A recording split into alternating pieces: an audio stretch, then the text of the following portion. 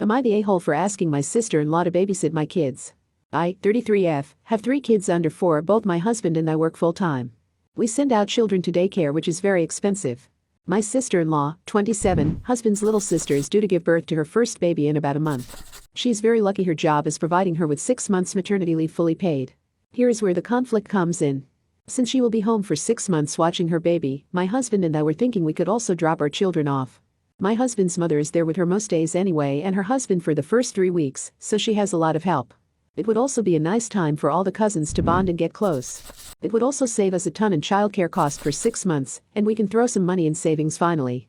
My husband and I visited his sister last week and brought this up to her. Near the end of our visit she was very quiet, but said she would think about it. The next day she sent my husband a text saying that she discussed it with her husband, and they decided they want that time to just bond with the baby, and taking the kids would be too much. We honestly think this is BS, and her husband obviously talked her out of it. She has her husband and my mother-in-law there to help her, and she won't even need to bother with my kids, and it's only for 6 months. We offered to let her have 2 weeks with just the baby, so they can bond and start bringing our kids after that, but she declined. My husband is more upset than I am and has been ignoring his sister, since in his words is she can't help out family, then she isn't his family. She has called and texted my husband many times, but he ignored them all, then blocked her. She's very upset about his, and so is mother-in-law. She keeps telling my husband he's ruining her pregnancy and causing her stress.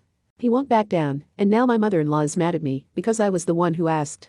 I see my husband's point, family should help family, but I wish he would just back down to make peace. So what do you think about this episode of Totally Reddit?